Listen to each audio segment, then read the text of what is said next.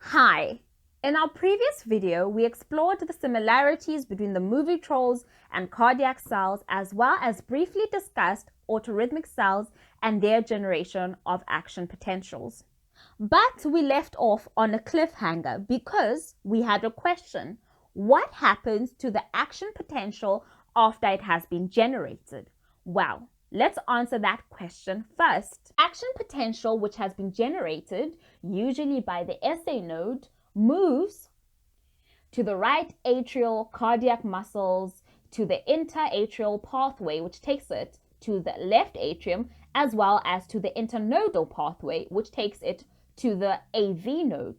The AV node delays a bit, meaning that the action potential is conveyed slower through the AV node than it is in the atria. Wow, how dramatic of the AV node. Well, following the AV nodal delay, then the action potential is conveyed to the bundle of hairs and to the Purkinje fibers, and therefore to the ventricular contractile cells as well. Now, I have another question. What do contractile cells do with this action potential? After all, they are muscle cells, and muscle cells do not just normally convey electrical impulses. Well, we will find out in this video. Also, does anyone know why there is an AV nodal delay? Maybe it's just not the AV node being dramatic. Maybe it does serve a function. Well, keep watching to find out. So what do we want to do? In this video, we want to discuss how the action potentials, which are generated by the pacemaker cells, are translated into coordinated contraction in contractile cells, which then result in contraction of the cardiac chambers and therefore the transportation of blood throughout the body. Electrical impulses. Well, we will find out in this video. Also, does anyone know why there is an AV nodal delay? Maybe it's just not the AV node being dramatic. Maybe it does serve a function. Well, keep watching to find out. So what do we want to do? In this video, we want to discuss how the action potentials, which are generated by the pacemaker cells, are translated into coordinated contraction in contractile cells, which then result in contraction of the cardiac chambers and therefore the transportation of blood throughout the body. When electrical activity is conveyed from the pacemaker cells, it arrives at the contractile cells and they are at their resting potential, which is at negative 90 millivolts.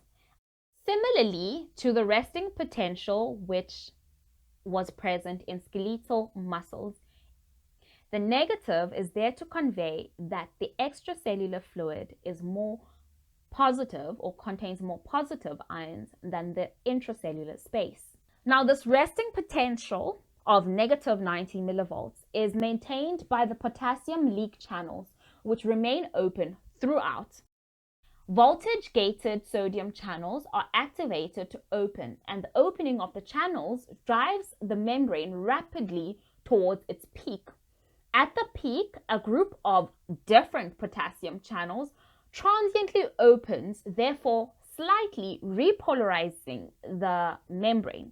However, and bear with me, a feature unique to these cells, the slow L-type calcium channels open. Talk about a few.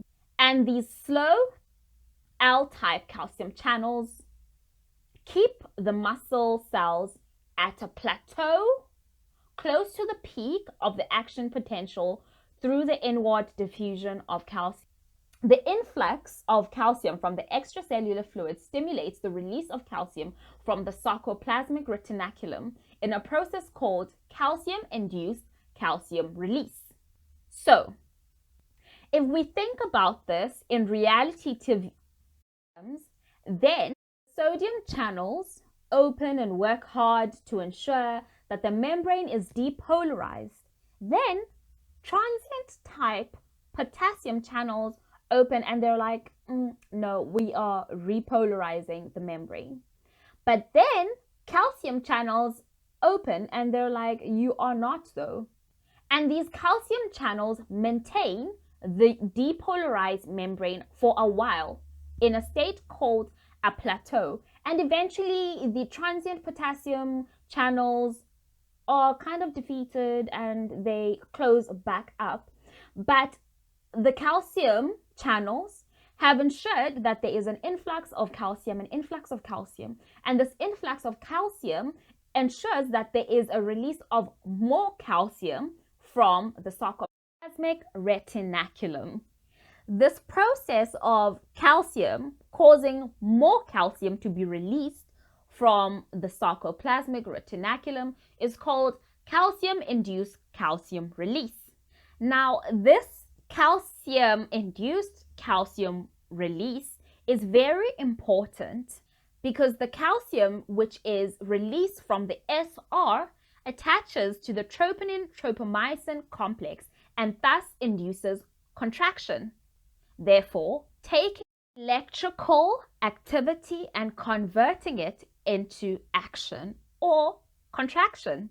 Kind of like how in reality shows something small becomes blown out of proportion and it causes feuds for seasons to come. It fuels seasons of feuds. Following this plateau phase, another subset of potassium channels opens up. So the previous potassium channels brought back up, I guess, and they cause a rapid fall in the action potential, and therefore the return of the cell membrane to its resting potential of negative 90 millivolts, where they await reactivation. Kind of like how Firestorm is unactivated when Stein and Rodney are apart and activated when they are together or when they touch. Now let's do a quick recap. The contractile cells have a resting potential and do rest at negative 90 millivolts, as they should. There are three different types of potassium channels which contribute to the generation of an action potential in contractile cells. Leak channels, the ones which open transiently, and the ordinary potassium channels which ensure repolarization alternately. The calcium channels are involved in this cardiac muscle contraction are called slow opening long-term calcium channels. Potassium leak channels in the contractile cells never close, unlike the ones which were in autorhythmic cells. Now, what is left for us to do is answer the question, now what happens so that the heart can deliver blood appropriately? So, the SA node fires and three pathways take place. One supplying the right atrium, one, a faster one, which is called the interatrial pathway, conveys this electrical activity to the left atrium, and the internodal pathway takes this electrical impulse to the AV node. As we know, the AV node delays. Meanwhile, while the AV node has taken a delay, the right atrium and the left atrium, the electrical impulse spreads very rapidly so that when the contractile cells contract, they do so in unison in both chambers, and they do so simultaneously and can therefore expel blood into the ventricles during the ventricles period of relaxation, called ventricular diastole.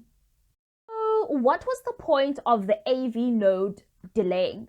Well, AV nodal delay, which if you remember from the beginning of the video, is when the AV node takes a pause before conveying the impulse, is there to ensure that atrial contraction takes place before ventricular contraction, and therefore that all the blood which is contained within the atria is conveyed to the ventricles, and therefore that the ventricles do not contract and convey absolutely nothing.